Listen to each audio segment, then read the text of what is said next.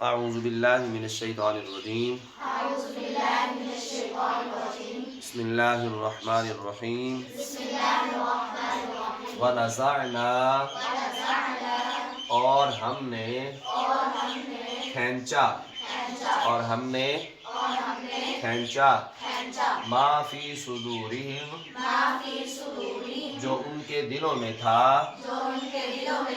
من غل رنجشیں جو ان کے دلوں میں رنجش تھی ہم نے کھینچی تجری من تحت بہتی ہیں ان کے نیچے انہار نہریں وقال اور وہ کہیں گے حمد للہ تمام تعریفیں اللہ کے لیے الذی جس نے ہدانا پہنچایا ہمیں لہذا یہاں اور وہ کہیں گے تمام تعریفیں اللہ کے لیے جس نے ہمیں یہاں پہنچایا وما کننا اور ہم ہرگز نہ تھے لنہتدیہ پہنچنے والے لولا اگر ان ہدانا اللہ اگر اللہ ہمیں نہ پہنچاتا تو ہم ہرگز نہ پہنچتے اگر اللہ ہمیں یہاں نہ پہنچاتا تو ہم ہرگز نہ پہنچتے۔ تو یہ ہے سورہ اعراف کی آیت نمبر 43 کا ایک جز، ایک حصہ۔ دعا کیجیے اللہ رب العالمین کی بارگاہ میں کہ اللہ تعالی ہم سب کو قرآن مجید فرقان حمید پر عمل پیرا ہونے کی توفیق نصیب فرمائے اور عمل کرنے کی سعادت نصیب فرمائے۔ توجہ ہے آپ کی؟ کل جو ہم نے آیت پڑھی تھی اگر آپ غور کریں اس میں تھا کہ اللہ رب العالمین ارشاد فرماتے ہیں کہ وہ لوگ جو ایمان لائے اور نیک عمل کیے، ایمان لائے اور نیک عمل کیے، تو پھر لا نکلف نفسا الا وسعها اور ہم نے کسی کی گنجائش سے زیادہ اس پہ بوجھ نہیں لادا، اور آخری حصہ تھا اولئک اصحاب الجنہ یہی جنتی ہیں ہم فیہا خالدون یہ اس میں ہمیشہ رہیں گے۔ جنت کی بات چلی تھی، اب ان جنت میں جانے والوں کے لیے اللہ رب العالمین نے جو کرم فرمایا ہے وہ دیکھیے، وہی تذکرہ آگے رپیٹ ہو رہا ہے، چل رہا ہے کہ فرمایا وَنَزَعْنَا مَا فِي صُدُورِهِم مِّن غِلٍّ فرمایا یہ جو ہم فیہا خالدون اولئک اصحاب الجنہ یہ جو جنتی ہیں ہم فیہا خالدون جو اس جنت میں ہمیشہ رہیں گے، ان کے دلوں کو ہم نے اتنا اجلا کر دیا ہے، صاف کر دیا ہے، مہکا دیا ہے، اتنا ستھرا کر دیا ہے کہ ہر قسم کی رنجش جو ان کے دلوں میں تھی، بغض تھا، قدورتیں تھیں، نفرتیں تھیں، آپس کے ناچاکیاں تھیں، ہم نے جب یہ جنت میں گئے تو ہم نے وہ سب کچھ ان کے دلوں سے نکال دیا، وہ رنجشیں ختم کر دیں، وہ نفرتیں، وہ قدورتیں ہم نے ختم کر دیں۔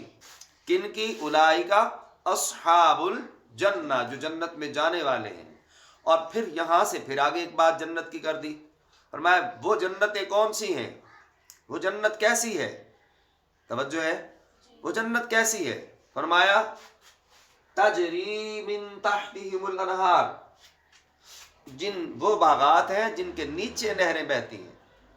سوچئے، وہ باغات ہیں، وہ محلات ہیں، وہ باغات ہیں جن کے نیچے سے نہریں، نیچے سے پانی گزر رہا ہے۔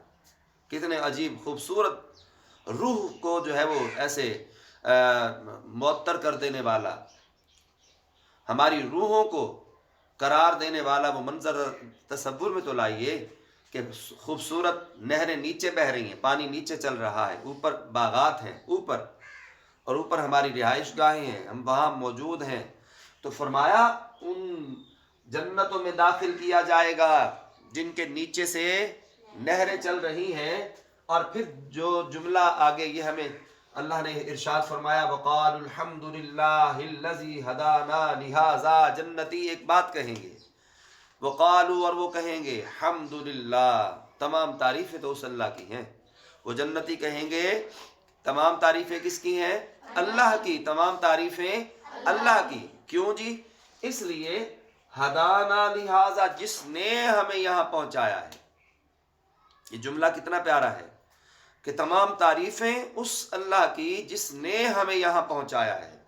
تمام تعریفیں اس اللہ کی جس نے ہمیں یہاں پہنچایا ہے کہ جنت میں بندہ اپنی محنت سے جنت میں تو پہنچ نہیں سکتا، اپنے عمل کے بدلے بھی پہنچ نہیں سکتا.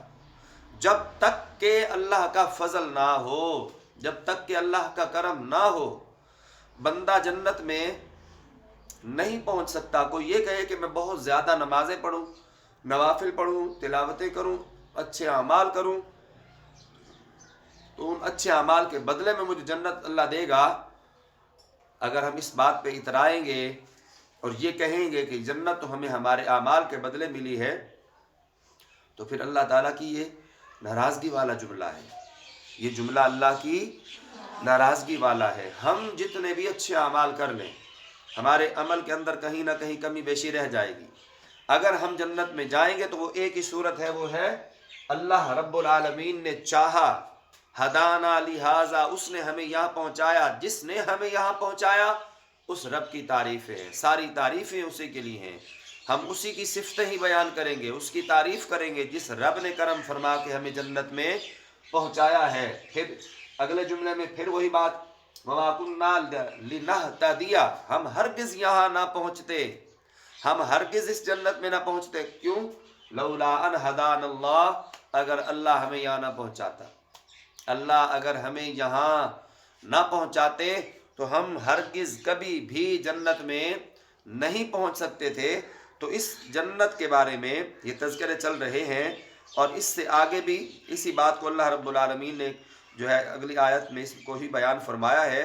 تو یہاں اگر آپ غور کریں کہ اللہ رب العالمین نے جو یہ رنجشوں کے بارے میں حکم فرمایا ہے، تو فرمایا کہ اہل جنت کے دلوں سے دنیا کی تمام رنجشیں اور شکایتیں جو ہے وہ اللہ رب العالمین نکال دے گا، جو دنیا میں ایک دوسرے کے خلاف وہ رکھتے تھے. کیوں نکال دے گا؟ اس لیے کیونکہ یہ رنجشیں، یہ نفرتیں، یہ قدورتیں شیطان کی وجہ سے ہیں. شیطان ہی دل میں بغض و حسد پیدا کرتا ہے، شیطان ہی ہمیں ایک دوسرے کے خلاف بھڑکاتا ہے، اکساتا ہے، نفرت پیدا کرتا ہے. تو اس شیطان کو اللہ نے وعدہ کیا اس کے ساتھ کہ تجھے جہنم کی آگ میں پھینکا جائے گا. شیطان جہنم کی آگ میں جب پھینک دیا جائے گا، تو جب شیطان آگ میں چلا جائے گا تو اس کی پیدا کردہ ساری چیزیں بھی دلوں سے انسان کے محو کر دی جائیں گی، نکال دی جائیں گی، اور ان کے دلوں سے بغض، کینہ، حسد، قدورت وہ اللہ رب العالمین بالکل صاف فرما دے گا، بالکل صاف فرما دے گا. اس کو اور زیادہ اچھے انداز سے جو ہے وہ اس حدیث کے اندر میرے آقا علیہ السلام نے یوں بیان فرمایا. صحیح بخاری کی حدیث ہے، نبی کریم علیہ السلام کے صحابی ہیں حضرت ابو سعید خدری رضی اللہ تعالیٰ عنہ بیان کرتے ہیں کہ قریب آقا علیہ السلام نے فرمایا جب مسلمانوں کو دوزخ سے نجات مل جائے گی، جب مسلمانوں کو دوزخ سے نجات مل جائے گی تو ان کو جنت اور دوزخ کے درمیان، جنت اور دوزخ کے درمیان ایک پل ہے، ایک برج ہے، ایک پل ہے، اس پر روک لیا جائے گا. سمجھ آ رہی؟ جب دوزخ سے نجات مل گئی، اب جنت میں جانا ہے، لیکن جنت سے جانے سے پہلے جنت اور دوزخ کے درمیان ایک برج ہے، ایک پل ہے، اس پر ان کو روک لیا جائے گا. پھر ان میں سے جس کے ساتھ دنیا میں زیادتی کی ہوگی، یعنی ان جنتی لوگوں میں سے جس نے کسی دوسرے کے ساتھ زیادتی کی ہوگی، اس کا قصاص لیا جائے گا، اس کا بدلہ لیا جائے گا. پس جب ان کو پاک اور صاف کر دیا جائے گا، پھر ان کو جنت میں داخل ہونے کی اجازت دی جائے گی. جب ان کے دل کو پاک اور صاف کر دیا جائے گا تو پھر ان کو جنت میں جانے کی اجازت دی جائے گی. پھر اللہ کے رسول نے قسم اٹھائی، سنیے گا، پس اس ذات کی قسم، اللہ کے رسول فرما رہے ہیں اس ذات کی قسم جس کے قبضہ و قدرت میں محمد کی جان ہے، ان میں سے ہر ایک شخص کو जन्नत में अपने ठिकाने का दुनिया के ठिकाने से ज़्यादा इल्म होगा। हर एक शख्स को अपने ठिकाने का, अपने महल का पता होगा कि मेरा ये महल है, मेरा ये ठिकाना है। इतना पता होगा, जैसे हम देखिए जहाँ कहीं घूम फिर ले, हम यहाँ से लाहौर चले जाएं, ठीक है, लाहौर जाने के बाद जब हम वापस पलटते हैं, कभी ऐसा हुआ हमने कभी किसी और का दरवाज़ा नॉक किया हो? कभी ऐसा हुआ हो कि हम किसी और मोहल्ले में चले गए हों?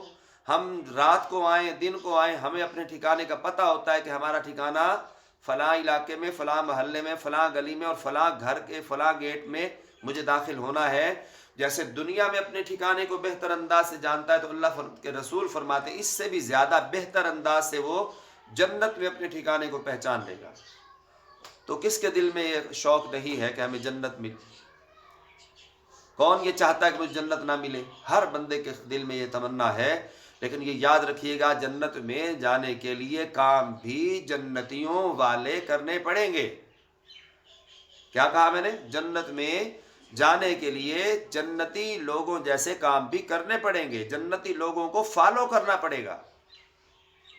कहाँ हम पहुंच चुके हैं, कहाँ हमारी सोच चली गई? हम काम जहन्नमियों वाले करें, काम हमारा कोई भी जन्नतियों वाला ना हो और शौक़ रखते हो हम जन्नत में जाएंगे। तो जन्नत में जाने के लिए हमें क्या करना पड़ेगा? जन्नती लोगों के कौल व फ़ेल को, जन्नती लोगों जैसे काम करने पड़ेंगे और अल्लाह से उसके फ़ज़ल के सदक़े से दुआ करनी पड़ेगी, अल्लाह हमें अपने फ़ज़ल के सदक़े जन्नत नसीब फरमा दे। अल्लाह ताला करम फरमाए, हम सबको, हमारे वालिदैन को, हमारे तमाम रिश्तेदारों को जन्नत में जगह नसीब फरमाए। आमीन। व आखिर दावाना।